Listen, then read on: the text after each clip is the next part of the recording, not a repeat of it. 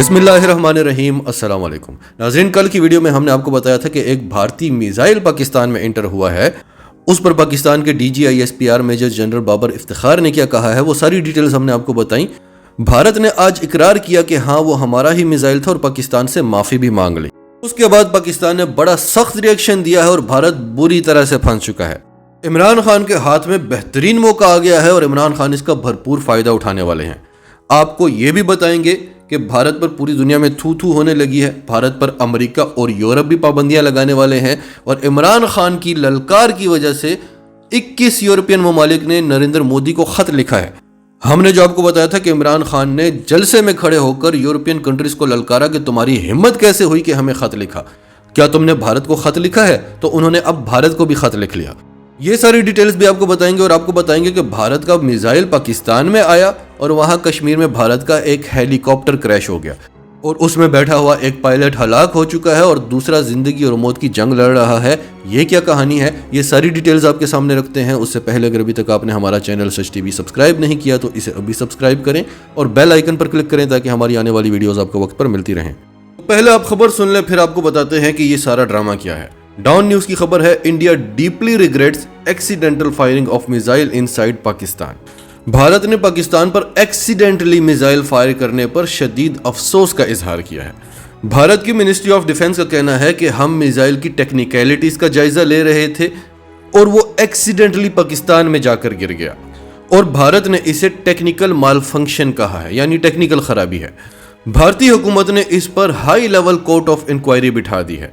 भारत का कहना है कि यह वाकया इंतहाई अफसोसनाक है और शुक्र है इससे कोई जानी नुकसान नहीं हुआ।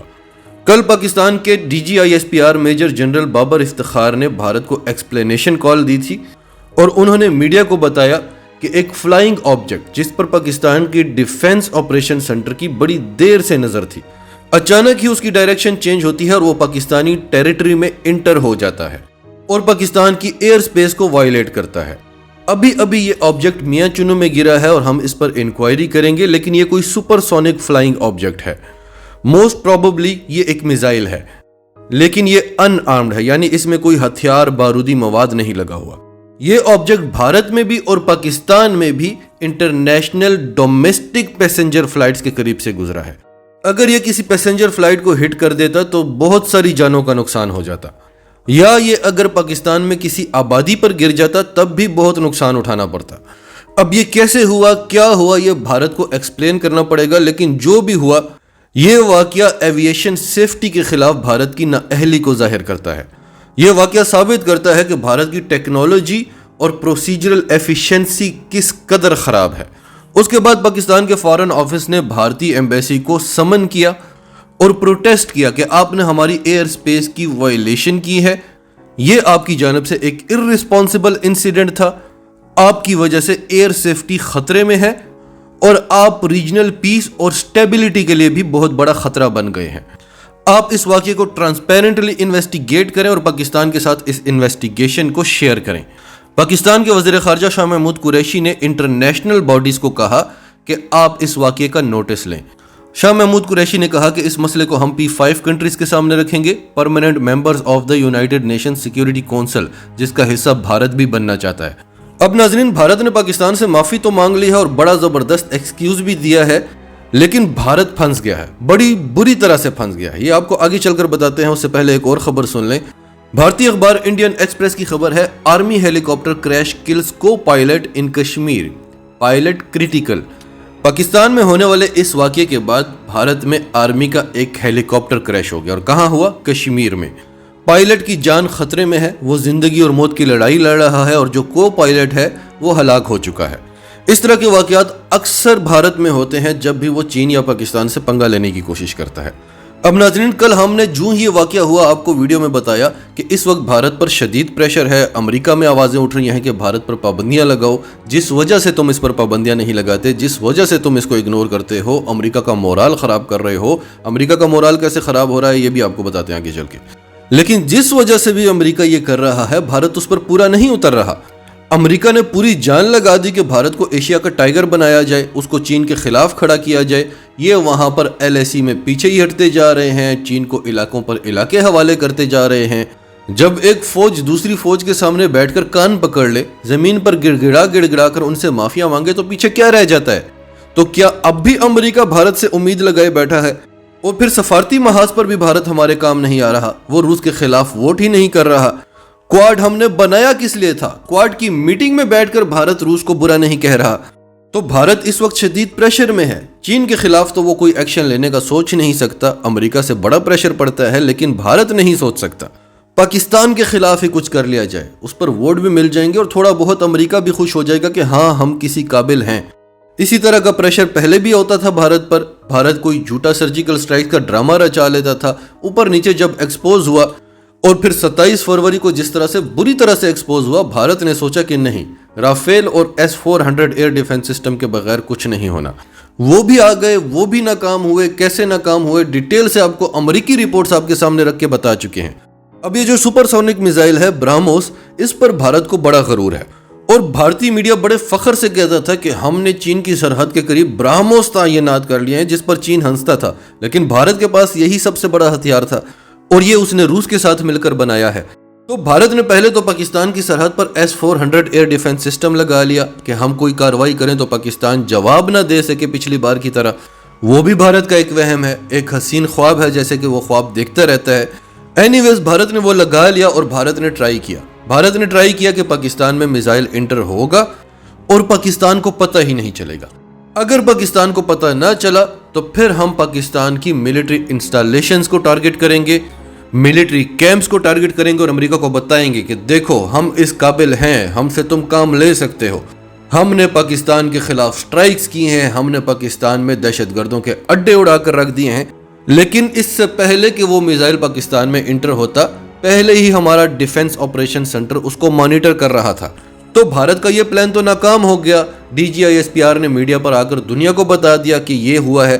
اب اگر بھارت کہتا کہ ہاں ہم نے یہ کام جان بوجھ کر کیا ہے، تو پھر سے ایک بار 27 فروری کی طرح کا مذاق اڑنا تھا کہ جب تمہارے بس کی بات ہی نہیں ہے تو اس طرح کے پنگے کیوں لیتے ہو۔ اس چیز سے بچنے کے لیے بھارت نے یہ کہہ دیا کہ یہ تو ٹیکنیکل ایرر ہے۔ یہ کہہ کر بھارت اور پھنس گیا، کیونکہ بھارت پہلے ہی پوری دنیا میں بدنام ہے۔ میزائل بناتے ہیں، 10 بار اس کے تجربے کرتے ہیں، وہ ٹھوس ہوتا ہے، ایک تجربہ کامیاب ہو یہ اس کو سسٹم میں شامل کر لیتے ہیں، دنیا کو بتانے کے لیے کہ ہم تو سپر پاور ہیں، ہمارے پاس تو اتنا اسلحہ ہے، ہم تو خود بنا رہے ہیں۔ لیکن وہ اسلحہ ایک تو بھارتی آرمی کے لیے بھی نقصان دہ ہے، کیونکہ جب آپ پر وقت پڑے گا تو آپ کے وہ کام نہیں آنا۔ دوسرا، دنیا کے لیے خطرناک ہے۔ ابھی آپ تائیوان کو یہ برہموس میزائل بیچ رہے ہیں، کل کو تائیوان کو آپ کی ٹیکنیکل ہیلپ چاہیے ہوگی کیونکہ آپ اس کے مینوفیکچرر ہیں، تو آپ نے اس کی کیا ہیلپ کرنی ہے؟ آپ تو خود اسے نہیں سنبھال سک رہے۔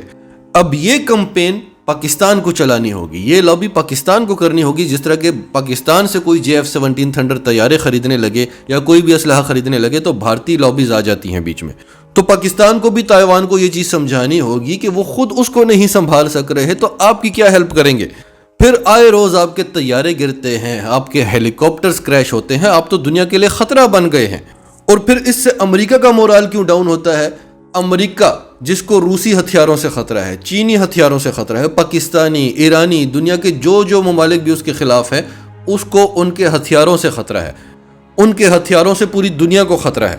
لیکن بھارت جس کا سارا اسلحہ بیکار ہے، جس کے آئے روز طیارے کریش ہو جاتے ہیں، اور تو اور جہاں سڑکوں پر یورینیم بک رہی ہے، امریکہ کو بھارتی ہتھیاروں سے خطرہ کیوں نہیں ہے؟ پوری دنیا کو بھارتی ہتھیاروں سے خطرہ کیوں نہیں ہے؟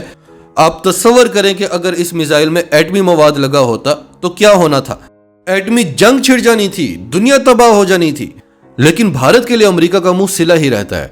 چین میں ہیومن رائٹس کی وائلیشن ہو رہی ہے، سعودی عرب میں ہو رہی ہے، ایون کہ پاکستان میں ہو رہی ہے، بھارت میں نہیں ہو رہی۔ خود امریکہ سے آئے روز رپورٹس آتی ہیں کہ بھارت اقلیتوں کے لیے دنیا کا خطرناک ترین ملک ہے، بھارت دنیا کا دہشت گرد ترین ملک ہے، لیکن امریکہ کا صدر خاموش۔ تو اس طرح سے بھارت کی وجہ سے امریکہ کا مورال گر رہا ہے۔ اب پاکستان کو پورا زور لگا کر کمپین چلانی ہوگی کہ اقوام متحدہ آئے اور بھارت کے سارے ہتھیاروں کا جائزہ لے، یہ تو دنیا کے لیے خطرہ بن گئے ہیں۔ ابھی لوہا گرم ہے، آپ کو اس کا فائدہ اٹھانا چاہیے، اور یہ جو لوہا گرم ہے اس کا سارا کریڈٹ ہم عمران خان کو دیتے ہیں۔ یہ خبر سن لیں، US-EU considering sanctions against India۔ یہ لیٹسٹ خبر ہے کہ امریکہ اور یورپ بھارت پر پابندیاں لگانے کا سوچ رہے ہیں۔ یہ اگلی خبر سن لیں، European parliamentarians concerned over treatment of human rights defenders in India. European union के अरकान पार्लियामेंट भारत में इंसानी हकूक के मुहाफिजों के साथ सलूक पर तशवीश में मुब्तला हैं। अब ये क्या खबर है, इसकी डिटेल हम आपको मुख्तसरन बताते हैं। इमरान खान ने पिछले दिनों एक तकरीर की थी और हमने आपको वो तकरीर सुनाई थी कि इस्लामाबाद में 22 एम्बेसियों ने पाकिस्तान को एक लेटर लिखा कि आप यूनाइटेड नेशंस में रूस के खिलाफ वोट करें। पाकिस्तान के दफ्तर खारजा ने बड़ा ज़बरदस्त एक्शन लिया, डिटेल्स हम आपको बता चुके हैं, और वो 22 एम्बेसियां पाकिस्तान से माफ़ी भी मांग चुकी हैं। उसके बाद इमरान खान ने तकरीर करते हुए कहा कि आप होते कौन हैं हमें लेटर लिखने वाले? क्या भारत जो कुछ कश्मीर में कर रहा है, आपने भारत के साथ ताल्लुकात छोड़ दिए हैं जो हम यूक्रेन के साथ ताल्लुकात छोड़ दें? क्या हम आपके गुलाम हैं? क्या आपने भारत को लेटर लिखा है? वो भी तो रूस के खिलाफ वोट नहीं कर रहा। उसके बाद यूरोपियन यूनियन ने भारत को यह लेटर लिखा। In a letter to prime minister of India Narendra Modi, 21 members of European Parliament stated, "We, the undersigned members of the European Parliament, are writing to express our concerns over the treatment of human rights defenders in India." नाजरीन, Europe के 21 ममालिक ने नरेंद्र मोदी को खत लिखा है और इस खत में कश्मीर और भारत के दूसरे इलाकों के नाम लिखे हैं कि वहां पर आप जो ह्यूमन राइट्स की वायलेशन करते हैं और फिर जो ह्यूमन राइट्स के जो डिफेंडर्स हैं, खास तौर पर जो इंटरनेशनल डिफेंडर्स हैं, उनके साथ आपकी हुकूमत का जो सलूक है उस पर हमें शदीद तशवीश है और आपको अब जवाब देना होगा। तो इसका क्रेडिट आप किसको देंगे? इमरान खान को। यहां पर क्या बोला जा रहा है कि इमरान खान ने खुलेआम आकर फॉरेन पॉलिसी क्यों बताई? क्योंकि उसमें हिम्मत है, वो जवाबदेह है कौम को। अब पाकिस्तान में जो कुछ हो रहा है क्यों हो रहा है? क्योंकि अमेरिका और भारत को उसी तरह का बंदा चाहिए जो दफ्तर खारजा को कहा करता था कि आपने कुलभूषण का नाम नहीं लेना, हाँ अजमल कसाब हमारा ही बंदा था। तो भारत से बहुत बड़ी गलती हो गई है, वो एक चीज को बचाने के लिए दूसरी चीज में फंस चुका है और इमरान खान के पास एक और मौका आ गया है। नाजरीन, आपकी सबके बारे में क्या राय है, कमेंट्स में अपनी राय का इजहार करते रहें, और अगर आप हमारे चैनल पर नए हैं तो अभी सच टीवी को सब्सक्राइब करें, सच टीवी फैमिली का हिस्सा बने, और हमारी वीडियोस पसंद आएँ तो इन्हें लाइक करें, शेयर करें, ताकि ज़्यादा से ज़्यादा लोगों तक ये मैसेजेस पहुँचते रहें।